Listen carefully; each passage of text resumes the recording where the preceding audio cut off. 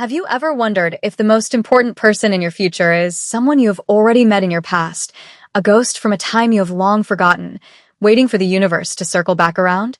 We walk through our lives assuming that time is a straight line, that the people we leave behind in childhood playgrounds and dusty classrooms stay there forever, frozen in sepia-toned memories. But sometimes, life has a way of folding back on itself like a map. For Maya, a woman who had spent the better part of her 27 years trying to make herself as small and unnoticeable as possible, the idea of destiny felt like a luxury reserved for other people, for the ones who walked with their heads high and their voices loud. Maya wore the dark blue uniform of the nighttime cleaning crew like a suit of armor, a garment designed to render her invisible against the beige walls and gray carpets of the towering corporate high-rise where she worked.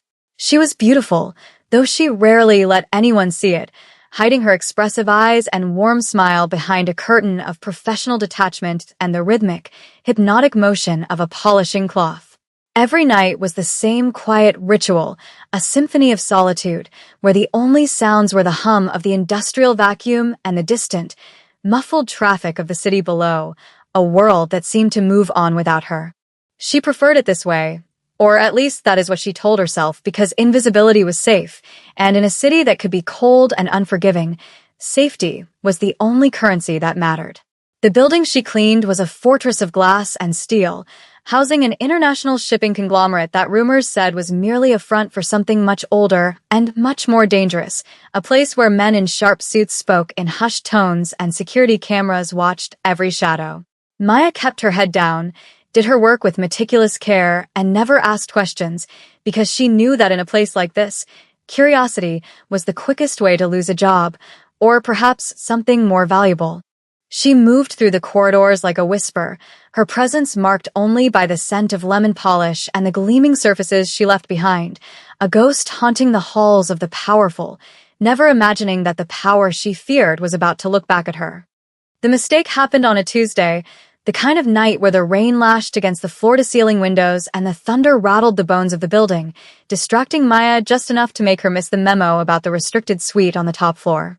Usually, the penthouse offices were off-limits to the regular crew, serviced only by a specialized team that came in during the day, but the schedule had shifted, or maybe she had misread the clipboard in her exhaustion, and so she found herself pushing her cart into the sanctuary of the director. The room was unlike the sterile, modern boxes she cleaned on the lower levels. This space was a cavern of mahogany and leather, smelling of expensive tobacco, aged paper, and a sharp, clean cologne that triggered a vague, inexplicable familiarity in the back of her mind. It was imposing and masculine, a room that commanded respect even when it was empty, with a massive desk that looked more like a throne sitting before a panoramic view of the storm-drenched city skyline. Maya hesitated, her heart beating a little faster as the heavy door clicked shut behind her, sealing her in the silence.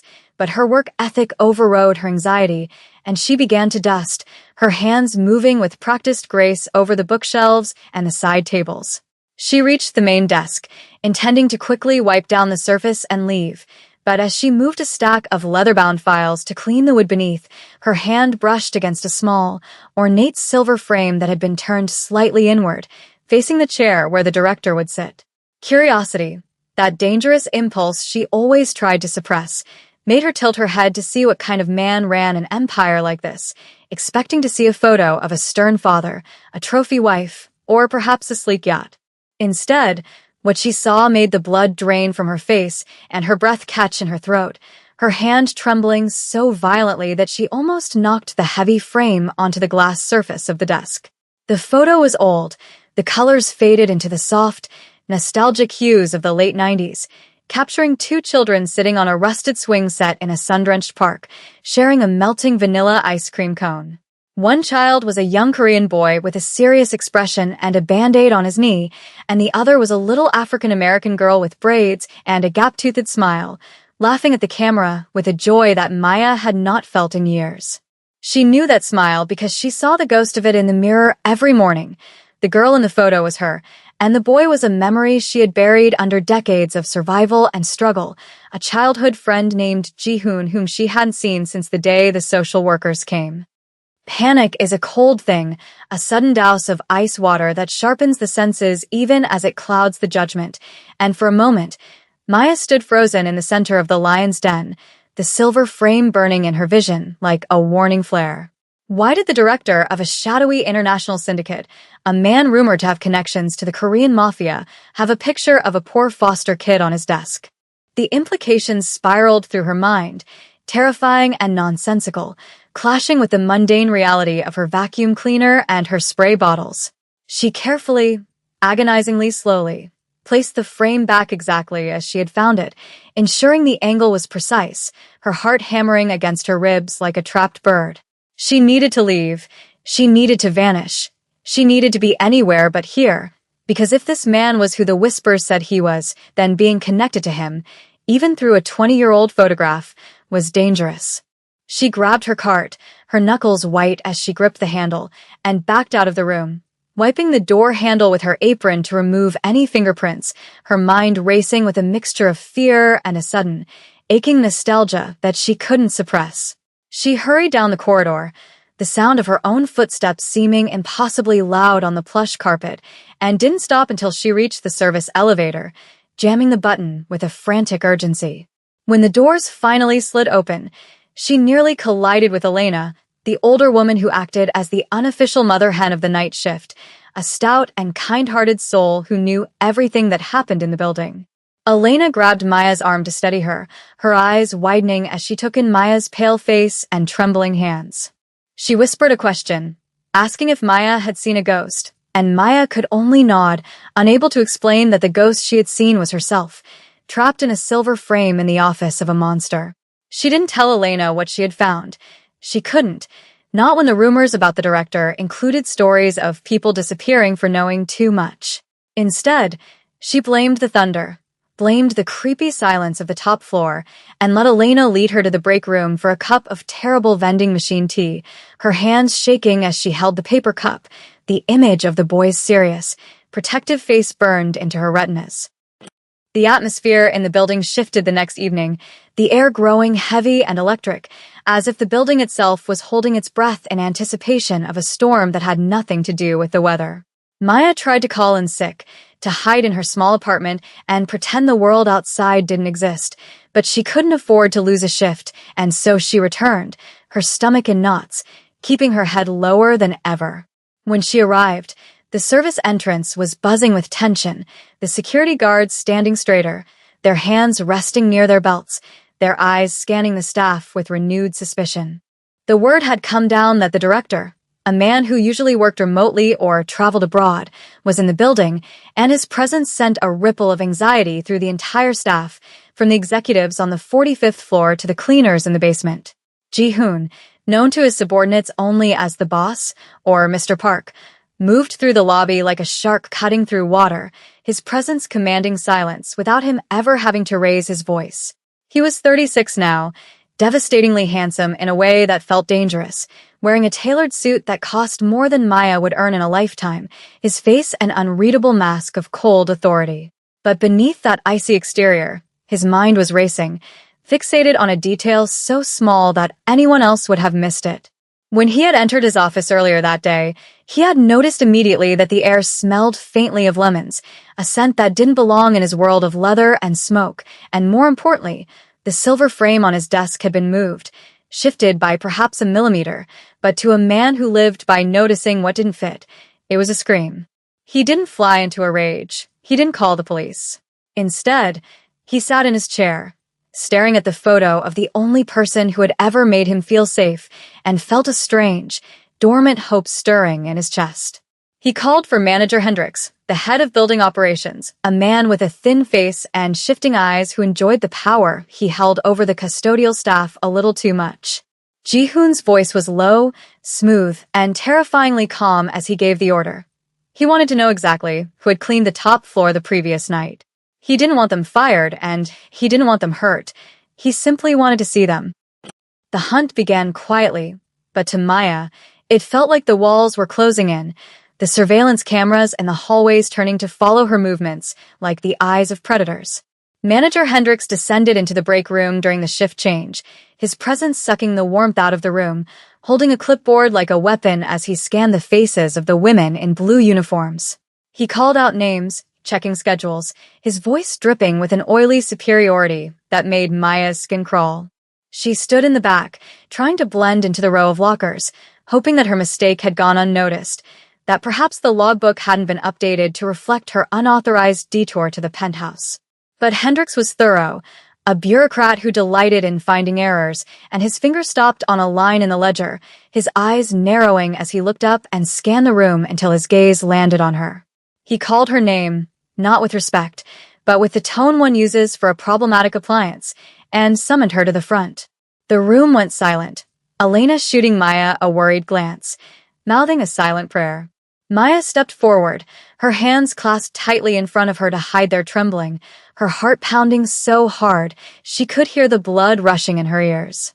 Hendricks demanded to know if she had been on the top floor, his voice rising, accusing her of negligence, of violating protocol, of potentially stealing, though he had no proof. Maya kept her eyes on her shoes, whispering a quiet apology, admitting she had cleaned the room but denying she had touched anything other than the dust. It was a half-truth, the only shield she had. Hendricks sneered, ready to dismiss her, to throw her out into the street for her insolence. But before he could speak the words, the door to the break room opened. It wasn't a slam, but a controlled, deliberate opening that drew every eye. Standing there, flanked by two large security personnel, was Ji-hoon. He didn't look at Hendricks. He didn't look at the other cleaners. His dark, intense eyes locked immediately onto Maya, piercing through her blue uniform, through her fear, and straight into the memory of the girl he had lost 20 years ago. The room went deathly still, the air thick with unspoken danger, as the Korean Mafia boss stepped into the cleaner's break room, searching for the ghost from his past. Manager Hendricks froze, his mouth hanging open mid-tirade, the venomous words he had been spewing suddenly turning to ash in his throat as the atmosphere in the cramped break room shifted from administrative bullying to something far more primal and terrifying. The silence that descended was absolute, heavy with the scent of floor wax and stale coffee, as Ji-hoon walked past the stunned manager as if the man were nothing more than a piece of office furniture, his focus entirely consumed by the woman standing near the lockers with her head bowed. To the other cleaning staff, this was a scene from a nightmare, the arrival of the apex predator in their sanctuary, but for Maya, the terror was mixed with a strange, magnetic pull that vibrated in her chest, a resonance that felt like a song she had forgotten how to hum. Ji-hoon stopped just a foot away from her, close enough that she could smell the rain on his coat and the subtle, expensive cologne that had haunted her memory since the night before, and he waited, his presence demanding acknowledgement without him saying a word. Slowly, painfully, Maya lifted her gaze, her brown eyes meeting his dark, intense stare, and in that moment, the years dissolved, the gray walls of the break room melted away, and she was just a girl on a swing set again, looking at the boy who had promised to protect her from the neighborhood bullies. Ji-hoon's expression, usually a mask of stone-cold indifference that terrified his board members and rivals alike, softened into something that looked agonizingly like relief, his eyes tracing the familiar curve of her jaw and the scar on her eyebrow that she had gotten falling off a bicycle when she was 7. He ignored the gaping security guards and the sweating manager, reaching out a hand, not to grab her, but to gently, reverently tuck a stray braid behind her ear, a gesture so intimate and tender that a collective gasp went through the room. He spoke then, his voice a low rumble that seemed to vibrate through the floorboards, ignoring the hierarchy that said he shouldn't speak to the help, and asked her simply if she remembered the flavor of the ice cream, a code they had shared a lifetime ago when the world was too big and they were too small. Maya, tears pricking the corners of her eyes, whispered the answer, vanilla with sprinkles, and saw the ghost of a smile touch his lips, a crack in the armor of the king of the high-rise. He turned then to Hendricks, the warmth vanishing instantly as he addressed the manager with a voice like a blade, informing him that he was never to speak to this woman with anything less than the respect due to a queen, leaving the manager stammering and pale as Ji-hoon gently placed a hand on the small of Maya's back and guided her out of the room, leading her away from the chemicals and the uniforms and into a world she thought she had lost forever. The elevator ride up to the penthouse was a study in silence, but unlike the terrifying quiet of the service elevator, This silence was charged with an electric current of unanswered questions and suppressed longing, the air between them thick enough to touch. Maya stood in the corner, clutching her apron as if it were a shield, acutely aware of the grease stain on her sleeve and the scuffs on her work shoes, feeling like an imposter in the gilded cage of steel and glass that rose higher and higher above the city. Ji-hoon stood near the doors, his posture rigid, his hands clenched in fists at his sides as if he were fighting the urge to reach out and make sure she was real, that she wasn't a hallucination conjured by his exhaustion and his regrets. When the doors opened, revealing the expansive, dimly lit office that she had fled from the night before, he didn't go to his desk. Instead, he led her to the floor-to-ceiling windows where the city lights sprawled out below them like a carpet of diamonds, a view usually reserved for the gods of industry. He turned to her, stripping off his suit jacket and tossing it onto a chair, the removal of the layer symbolizing a shedding of his role, his status, and his power, leaving him just a man standing before a woman he had spent 20 years missing. He walked over to the desk and picked up the silver frame, holding it out to her like an offering, his voice trembling slightly as he confessed that he had kept it on every desk he had ever owned, from his first cramped office in a basement to this fortress in the sky. He told her about the day the social workers had come, how he had fought and screamed as they dragged him to a different car, how he had been moved to a family in Seoul, and then back to the States, always looking for the girl with a gap-toothed smile who had been the only family he ever really had.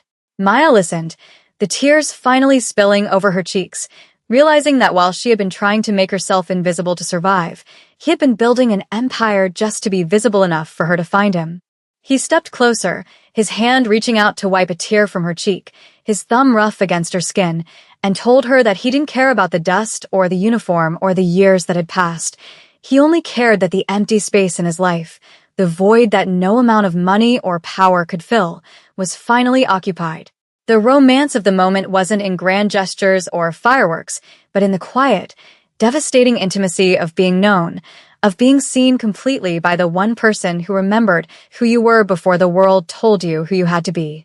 But the world outside the penthouse windows was not as forgiving as the sanctuary they had created, and the ripples of their reunion began to spread through the building with the speed and toxicity of a virus. By the next morning, the rumor mill was churning with vicious efficiency, fueled by the jealousy of the administrative staff and the vindictive spite of manager Hendricks, who felt his authority crumbling and needed a scapegoat to restore his fragile ego. Whispers followed Maya through the corridors, sharp and cruel, suggesting that she was using her position to seduce the director, that she was a gold digger who had manipulated her way into the penthouse, stripping her of her dignity and reducing her life of hard work to a sordid office scandal. The atmosphere in the cleaning crew break room, once her place of refuge, turned cold and hostile, with even Elena looking at her with a mixture of pity and confusion, unable to reconcile the shy girl she knew with the woman who was now being chauffeured home in a black sedan. The threat escalated when a rival faction within the company, men who had long waited for a sign of weakness in Ji-hoon's armor, seized upon the rumors as a weapon, planning to use his distraction with a member of the cleaning staff as proof of his instability and lack of focus. They began to dig into Maya's background, looking for dirt, for debts, for anything they could use to leverage against him, turning her anonymity into a liability. Maya felt the pressure mounting, the heavy, suffocating weight of being a pawn in a game she didn't understand, and for a moment, the old instinct to run, to disappear into the shadows where it was safe, nearly overwhelmed her. She tried to tell Ji-hoon that it wasn't worth it, that she would leave the job and vanish so his reputation would remain intact, but he silenced her with a look of fierce, burning intensity. He found her in the library of the office, where she had retreated to hide from the glares of the secretaries, and took her hands in his grip iron tight. He told her that he had spent half his life building walls to keep people out, but he would burn the entire building to the ground before he let anyone make her feel small again. This wasn't just about affection. It was about defiance, about proving that the bond they shared was stronger than the artificial hierarchies of their world. And as he kissed her forehead, a protective promise sealed in the silence, Maya realized that for the first time in her life, she didn't have to be strong alone. The breaking point came 3 days later at the annual Shareholders Gala, an event of opulent excess held in the building's grand ballroom, where the city's elite gathered to drink champagne and broker deals under the guise of charity. Hendricks, in a last-ditch effort to humiliate Maya and regain his standing with the rival board members, had manipulated the shift schedule to ensure Maya was assigned to clean the restrooms near the ballroom, forcing her to be present in her uniform while the people she had cleaned up after partied in silk and diamonds. The contrast was cruel and deliberate, designed to put her in her place, to show Ji-hoon that his friend was nothing more than a servant. As the night went on, a drunken board member, instigated by Hendricks, accidentally spilled a tray of red wine across the marble floor near the entrance and loudly summoned Maya to clean it up, snapping his fingers as if she were a dog. The music died down, the chatter stopped, and the room turned to watch the spectacle, the wealthy onlookers staring with detached amusement as Maya knelt with her rag, her face burning with shame, feeling the familiar sting of invisibility wrapping around her throat. She scrubbed the wine, the red stain looking like blood on the white stone, wishing the floor would open up and swallow her whole. But then, the heavy double doors at the top of the stairs burst open, not with a bang, but with the force of a sudden atmospheric pressure change. Ji-hoon stood there, not in his usual dark suit, but in a tuxedo that made him look like a prince of darkness, his eyes scanning the room until they landed on the scene at the entrance. He didn't shout. He didn't make a scene. He simply walked down the grand staircase, the crowd parting for him like the Red Sea, his eyes locked on Maya. He reached the spot where she knelt, and without a moment's hesitation, he dropped to his knees beside her on the hard marble, ruining his bespoke trousers in the spilled wine. A gasp went through the room, shocked whispers fluttering like birds, as the most powerful man in the city took the rag from her trembling hands and tossed it aside. He took her hands, stained red with wine, and kissed her knuckles, looking up at the board member with a gaze so terrifyingly calm that the man took a stumble backward. Ji-hoon stood up, pulling Maya up with him, and addressed the room, his voice ringing clear and steady, declaring that the woman beside him was not a servant, but the only person in the room who knew the true value of loyalty and survival, introducing her not as his cleaner, but as the co-architect of his future. In the weeks that followed, the high-rise underwent a transformation that was less about renovation and more about a cultural exorcism, as the toxic elements of the old regime were systematically purged. Hendricks was gone before the sun rose the next morning, escorted out by the same security guards he had once ordered around, and the atmosphere in the building shifted from one of fear to one of cautious respect. Maya did not return to the night shift, but she didn't disappear into the idle life of a trophy wife either. Instead, with Ji-hoon's support, she enrolled in the university art program she had been forced to abandon years ago, her sketches of the city's skyline now drawn from the perspective of someone looking out, not someone looking down. The romance between them deepened, not into a whirlwind of flashy dates, but into a steady, quiet rhythm of shared mornings and late-night conversations, a love built on the foundation of their shared scars. One evening, months later, they returned to the park where the photo had been taken, the rusted swing set long gone, replaced by a modern play structure, but the feeling of the place remained the same. It was autumn, and the leaves were turning gold and crimson, crunching under their feet as they walked hand in hand, no longer a boss and a maid, but just a man and a woman who had survived the storm. They sat on a bench, watching the sun dip below the horizon, and Ji-hoon pulled out a new camera, snapping a picture of Maya as she laughed at something he said, capturing the light in her eyes that was no longer hidden. He showed her the digital image, placing it side by side with the old photo he still carried in his wallet, the two images bridging a 20-year gap of pain and longing. Maya rested her head on his shoulder, the silence between them no longer filled with things unsaid, but with the comfortable peace of a promise kept. The universe, it seemed, did not move in a straight line, but in a circle, bringing them back to where they started, not to relive the past, but to understand that every swept floor, every lonely night, and every moment of invisibility had been a step on the long, winding road back to each other, proving that even the smallest, most forgotten people can leave the deepest echoes in the hearts of those who truly see them.